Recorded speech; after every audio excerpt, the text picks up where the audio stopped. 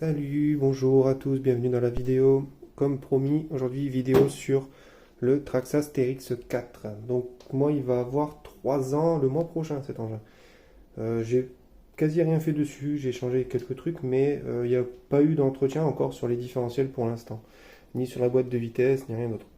Donc je vais vous montrer ce qui a été fait dessus.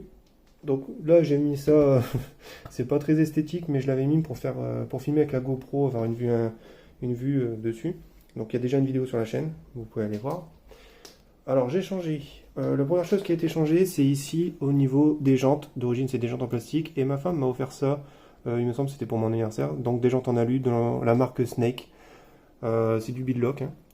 Ici ça se sert par là, enfin c'est par derrière sur ce modèle là, mais voilà, ça c'est que ça c'est des faux, hein. C'est de la déco et cela aussi, hein. L'écrou pour desserrer, il est en dessous de ce petit cache en alu, il faut le dévisser. On accède à l'écrou pour dévisser, pour enlever la roue. Donc les pneus, par contre, eux, sont encore ceux d'origine. Donc c'est les pneus, les Canyon, je sais plus comment ils les appellent chez Traxxas. Enfin, c'est les pneus d'origine. Ils ont été lestés, par contre, donc avec des plombs qu'on trouve sur les jantes pour les voitures à l'échelle 1. Donc ça avait été fait avec un ami. On en a mis sur tout le contour de la jante. Ça s'est collé directement sur la jante. Ensuite, on a remis la mousse d'origine, on a remis le pneu d'origine. Donc les pneus ont 3 ans, donc on voit par rapport à un pneu de la roue de secours, par exemple, on voit qu'ils sont beaucoup plus usés, ils sont beaucoup plus souples aussi que ce qu'ils étaient à la sortie de la boîte, et là ils sont franchement pas mal, sauf quand c'est mouillé sur de la roche, ils n'ont pas du tout d'adhérence. Donc ça c'était la première modif qui a été faite dessus. Ensuite la seconde ça a été le pare-choc avant, donc remplacé par celui-ci, en aluminium. Alors je sais plus les prix, hein. J'avais acheté ça sur RC Team, mais là j'ai pas les prix en tête. Ça fait pratiquement 2 ans je crois. Et le pare-choc à l'arrière. Voilà. Pareil en aluminium. Ensuite, j'ai enlevé tout l'espèce de cage qu'il y avait au-dessus, je l'ai enlevé. Et j'ai enlevé aussi tout ce qu'il y avait à l'arrière. Alors, moi je l'aime bien esthétiquement comme ça fait plus épuré. Et la raison aussi, c'est que c'est du poids en plus en haut, donc du coup, quand on est en dévers, bah, il a tendance à se retourner beaucoup plus facilement. Tandis que là, on a moins de problème parce qu'on a moins de poids en haut. Et je voulais pas mettre d'élargisseur parce que je trouvais ça pas très esthétique. J'ai préféré le garder d'origine pour ce côté-là. Bon, ça c'est des petits autocollants qu'un ami m'a donné. Maintenant, on va passer à l'intérieur. Donc là, il y a eu un peu de modification à l'intérieur. Alors, donc ça c'est un véhicule avec différentiel à l'avant, à l'arrière. On peut, euh, avec la télécommande via les deux petits cerveaux en fait qui sont ici, on peut décider de bloquer le diff à l'arrière ou le diff à l'avant. La radio d'origine on peut bloquer dans un ordre. Donc si je me souviens bien, ça bloque d'abord devant, ensuite on peut bloquer derrière. Mais on peut pas laisser bloquer que derrière par exemple. Tandis que là moi j'ai changé la radio, j'ai mis une radio Spectrum dessus, la DX5 Pro. Elle me permet en fait de pouvoir choisir si je veux bloquer l'avant ou l'arrière, bloquer que les deux. Par exemple, si on veut, par exemple, on est coincé, mais on voudrait faire glisser un peu le train arrière, sans pour autant que bloquer le diff à l'avant, on peut bloquer le diff arrière pour faire glisser un peu le train, pour remettre dans l'axe, par exemple, de là où on veut monter. Ça peut être utile dans certaines situations.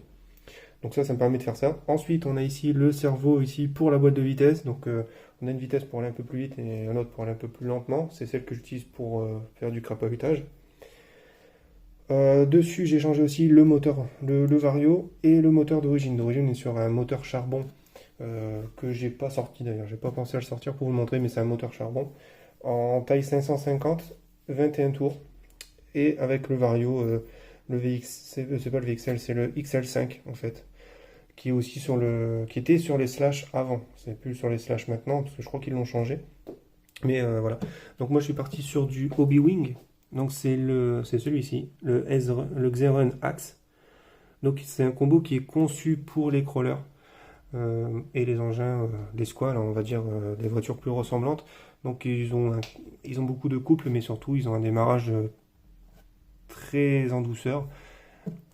L'avantage qu'on y gagne énormément, c'est qu'on peut avoir la voiture quand on descend, par exemple, avant avec le moteur charbon, on avait tendance, si on la freinait pas, elle glissait toute seule, elle descendait.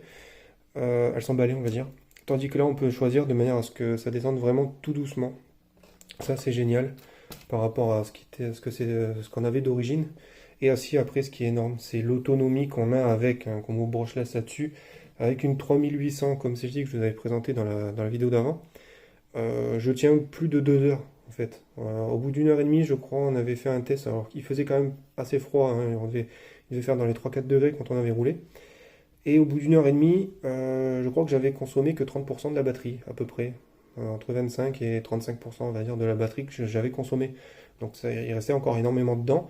Donc quand on a prévu d'aller à la journée, faire une sortie à la journée, bah avec deux batteries comme celle-ci, on a largement assez. En plus, elles ont le format d'une 2S normale, alors que c'est du 3S. Elles sont légères, donc du coup, ça rajoute pas un poids énorme, surtout que la batterie, elle est quand même assez haut perchée, hein. C'est elle vraiment la plus haute sur le châssis, donc plus elle est légère, mieux je trouve que c'est. Ensuite, j'ai changé ici. Normalement, on a une barre qui vient prendre la batterie en clipsant par ici. Ça, je l'ai remplacé parce qu'à un moment, j'utilisais des batteries plus épaisses. Donc, c'était un peu embêtant. Donc, du coup, j'avais remplacé par des scratchs. C'est voilà, c'est bien. Et aussi par rapport aussi au câble des batteries. Là, ça gênait. Vu on est comme ça gênait pour passer la barre. Alors, j'ai dit des scratchs, c'est pas mal. Donc, c'est ce que j'ai monté dessus. Voilà, donc je vais vous montrer en dessous comment c'est fait. On va le retourner. Voilà. Alors ça ressemble vachement à un vrai, hein. Donc là on a les cardans, eux par contre sont en plastique télescopique. C'est encore ceux d'origine, je n'ai pas changé. J'ai rien changé, hein. À part les options que j'ai mis moi pour donc les jantes, les pare-chocs et le moteur, le Vario. Sinon il est tout d'origine, j'ai rien cassé dessus. Même le cerveau c'est encore celui d'origine. Tout le monde m'avait dit ouais il va pas tenir le coup, mais en fait pour l'instant il est encore là. Au bout de 3 ans, je pense qu'il commence à vivre parce que j'ai du jeu dedans, mais il fonctionne encore, donc pour l'instant je laisse. Ici, on voit que le châssis sert, hein. On a de légères traces de rouille ici. Mais bon, ça me dérange pas, hein, ça fait réaliste. Voilà. Donc, pareil, ça c'est un engin qui est plutôt pas mal. Au niveau du franchissement, alors je suis encore sur les amortos d'origine. Je les ai refaits par contre avec une huile un peu différente de celle d'origine, mais je suis pas encore très satisfait. Il a tendance à sautiller un peu. Par contre, ce qui est génial, hein, avec ce genre d'engin, c'est le croisement qu'on peut avoir. Bon, là, je touche. Voilà, là. On a quand même un croisement assez important avec cet engin. Et c'est ça qui est génial pour rouler. On passe partout, on roule longtemps et on casse rien. Surtout, c'est ça qui est génial, on casse quasiment rien. Moi, pour l'instant, j'ai encore rien cassé. Ce qui commence à prendre du jeu, comme j'ai dit, bah, c'est le cerveau qui commence un peu à fatiguer, je pense. Je commence à avoir un peu du jeu dans la direction. Et ici, voilà, là, ça commence à prendre du jeu parce que quand on se retourne, ça prend quand même pas mal de chocs. C'est là où la carrosserie elle est ancrée à l'arrière. Ça a tendance à prendre pas mal de chocs. Donc, bah, forcément, ça s'use un peu à la longue.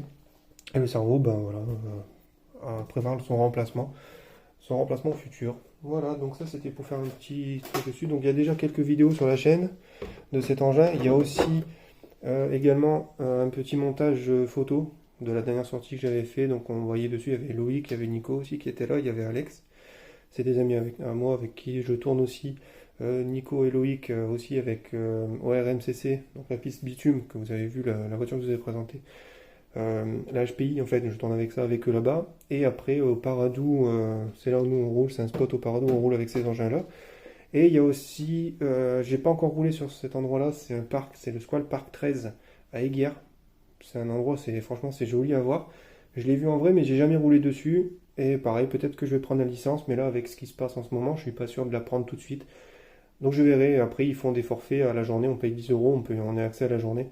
On peut recharger les batteries normalement aussi, je crois, là-bas sur place. Donc voilà, c'est pas mal. Mais bon, comme j'ai dit, avec deux batteries comme ça en 3800 en 3S, je pense on fait une journée tranquille avec deux batteries sans être embêté. Il reste encore de la batterie en fin de journée dedans.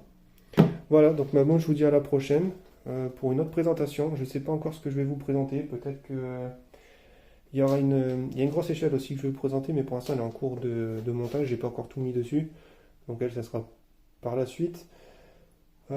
J'ai des petites échelles, peut-être je vous présenterai, j'ai des petites échelles qui sont pas roulantes, que je roule plus avec, mais bon, éventuellement je pourrais vous les présenter quand même. Voilà, donc je vous dis à la prochaine pour une future vidéo, et en attendant, éclatez-vous bien avec ORC. Salut!